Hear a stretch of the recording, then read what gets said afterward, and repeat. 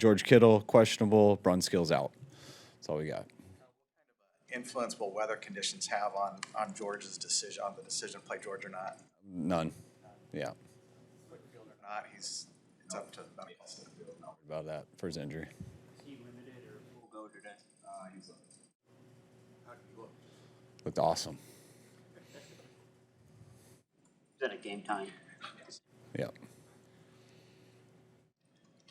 He was questionable last week. Do you feel stronger that he's leaning more towards probable?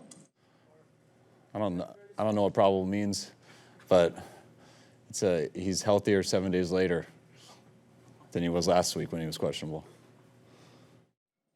As far as the weather and the field conditions, Trey said that there might be some work with watered down footballs today. Was there anything like that? And, no. He might do it after on the side and stuff, but that's something that it doesn't change it. The more you practice with it, it's an issue. You got to deal with it.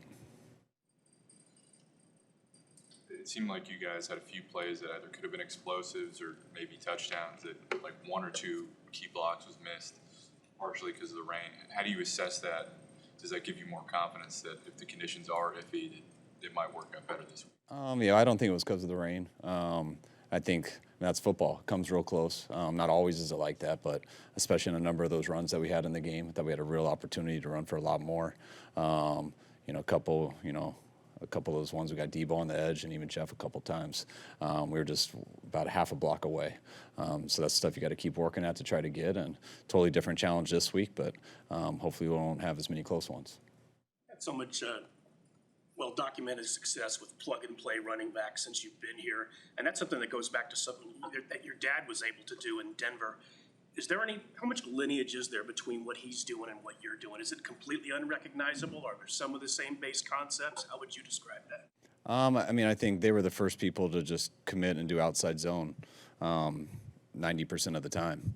And that's where we start with the commitment to outside zone. That's what everything plays off of.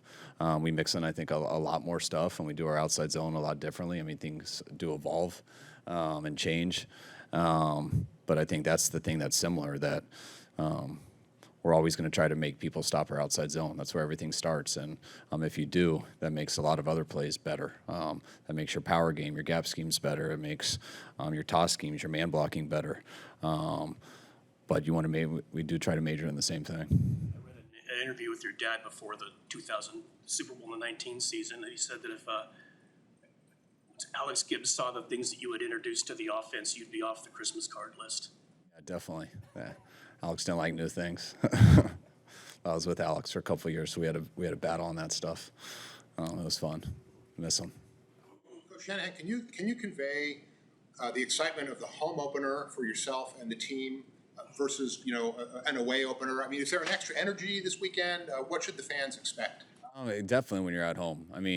I think the advantage on the road is, I always talk to our players, there's an advantage with concentration and stuff on the road.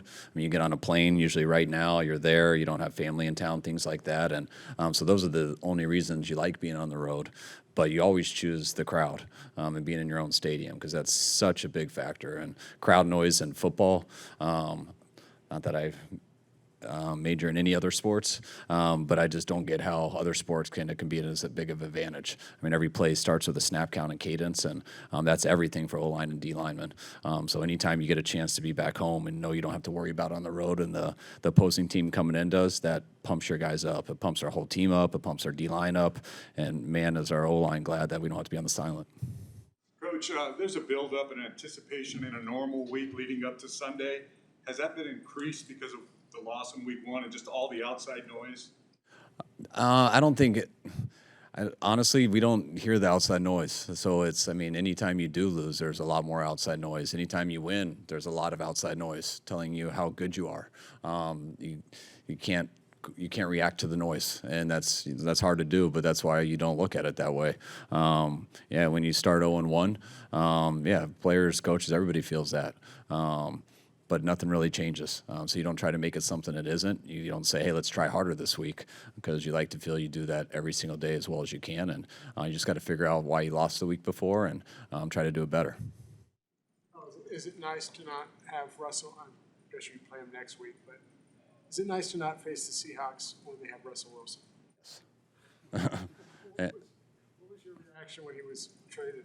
I was happy to know. I mean, all those guys who've been around there for long. Every time they've had some really good players there in this last decade, starting with Russell. So anytime those guys are out of there, we're happy.